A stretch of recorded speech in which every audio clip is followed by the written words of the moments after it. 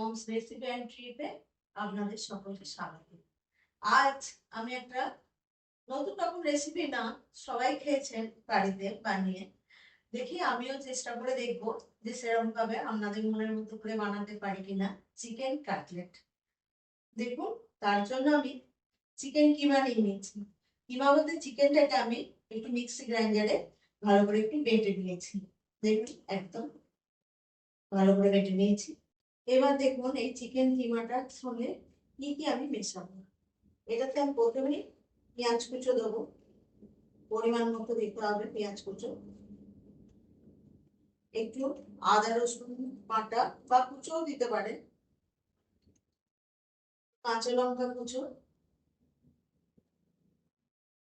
যেমন পরিমাণ ঝাল খাবেন সেরকম কাঁচা লঙ্কা দিতে হবে, একটু চিলি ফ্লেক্স, নুন পরিমাণ মতো,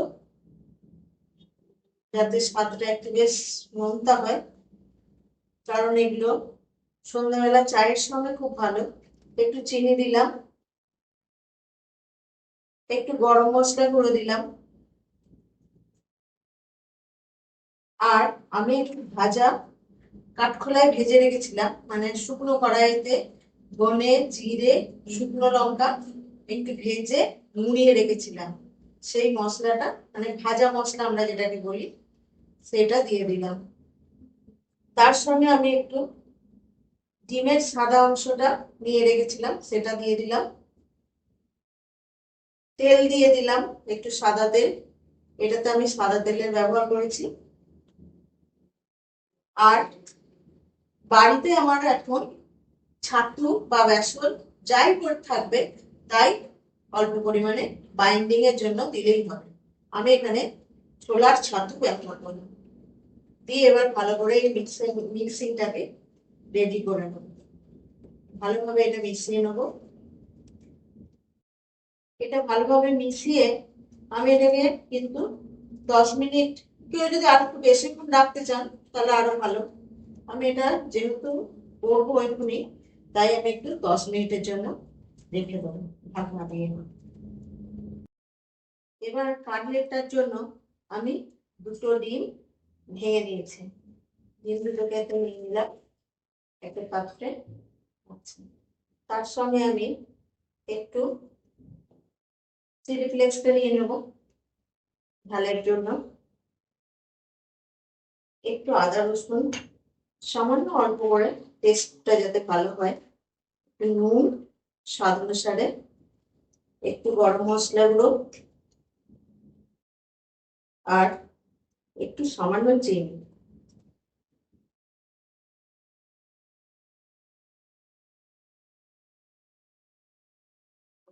ঘরের মধ্যে যা আছে সেই উপকরণ দিয়েই আমি করবার চেষ্টা করেছি।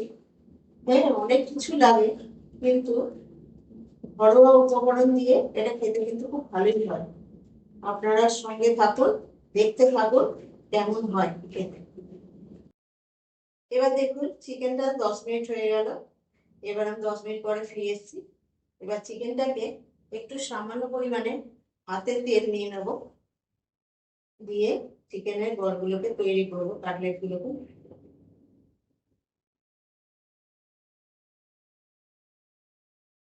দেখুন, একটু গোল গোল করে করে রাখলাম। এরপর আমি কাটলেটে সেভ করবো। ছোট বড় যেমন খুশি করতে পারেন, ঘরে খাওয়ার জন্য তো ঘরোয়া পদ্ধতিতে যেহেতু করছি, একটু ছোট হলেও ক্ষতি নেই। এবার দেখুন কাটলেটের মতো একটু ডিম্বাকৃতি শেপ দেবো আমি।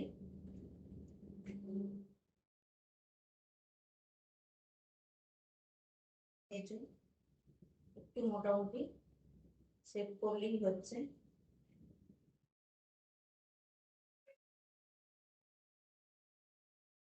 ছুরি বা যদি কোনো ছুরি না থাকে আপনারা হাতে করেও এরকম ভাবে করতে পারেন সমান করে।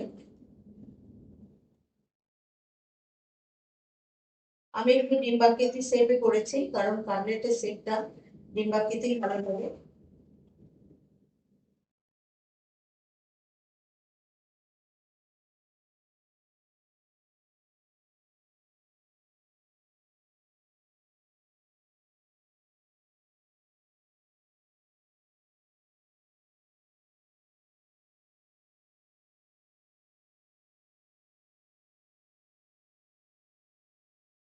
যে যেরকম খুশি শেপ করতে পারে, চৌকো করতে পারে, গোল করতে পারে।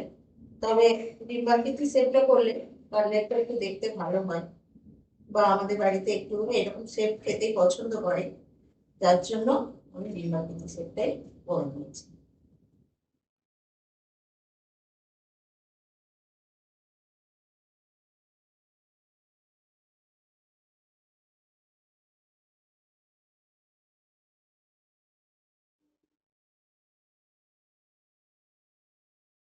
আমি এটা একটু ছোট সাইজের করেছি, যাতে ভাজতেও সুবিধা আর তাড়াতাড়ি হয়েও যাবে, যার জন্য আমি একটু ছোট সাইজের করেছি। আপনারা চাইলে এর থেকে বড় করতে পারেন।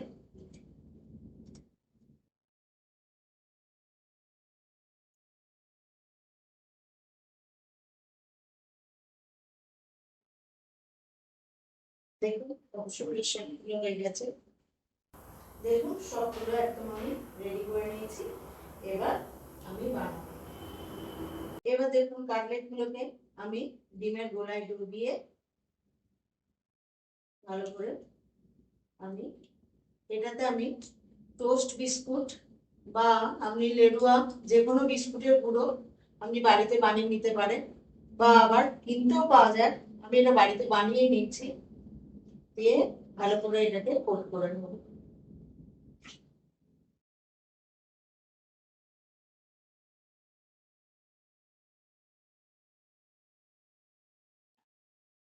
দেখুন ভালো করে কোট করা হয়ে গেছে।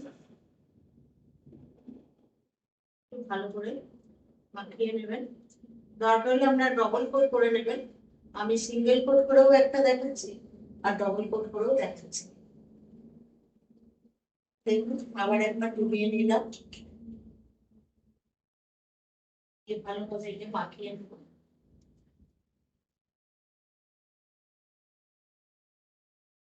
একবার চেপে দিলাম,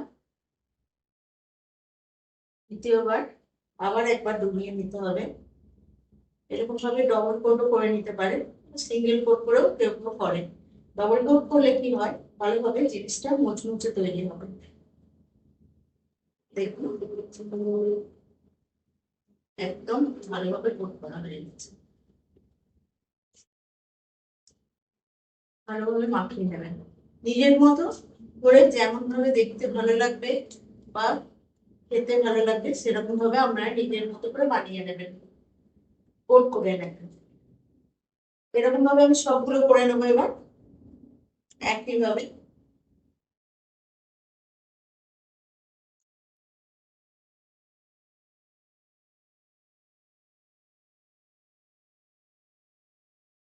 একবার হলো,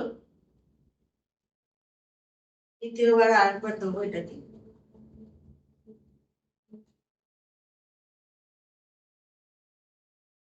আপনারা চামচের সাহায্যে করতে পারেন, আর হাতে করেও করতে পারেন। হাতেতে করলে একটু নোংরা হয় বলে হাতটা, তাই চামচে করে করলেই ভালো।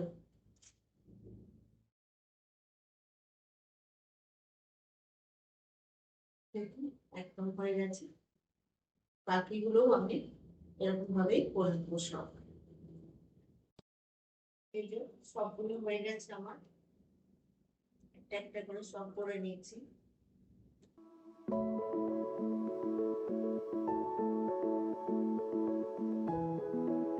এবার দেখুন আমি একটা ফ্রাই প্যানে তেল গরম করতে দিয়েছি, সাদা তেল। এবার আমি কাটলেট গুলো একটা একটা করে ভাজবো।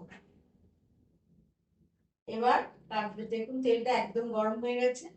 এবার কাটলেট গুলো একটা একটা করে আমি দিয়ে দেবো, ভাজবো।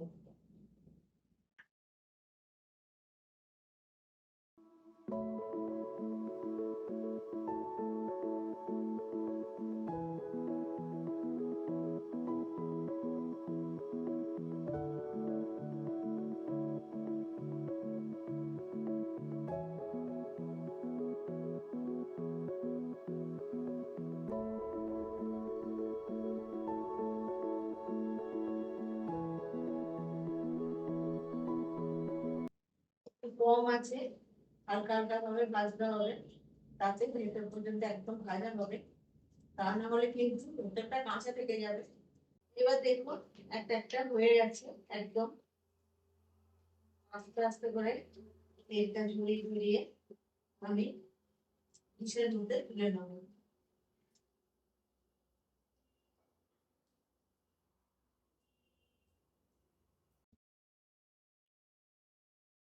দেখুন ভাজা হয়ে গেছে,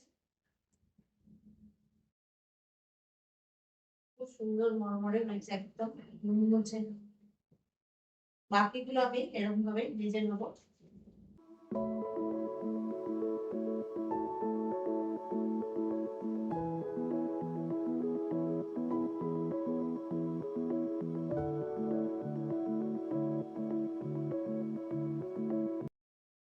এবার দেখুন এগুলো ভাজা হয়ে গেছে, একটু সময় ধরে ভাজতে হবে,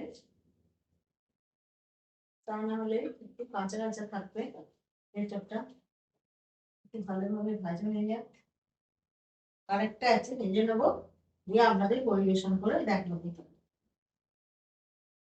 এবার দেখুন আমি কাটলেট গুলো কেটে দিলাম, একটু কেটে কেটে দিলে ভেতরে সসটা ঢুকে, গোলমরিচ ঢুকবে, তাহলে খেতে ভালো হবে।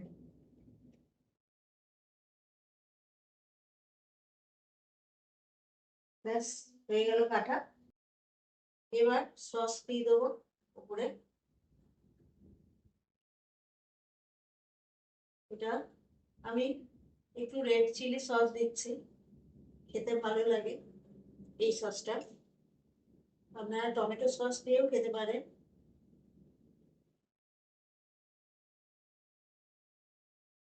এবার একটু গোলমরিচ গুঁড়ো দিয়ে দিলাম।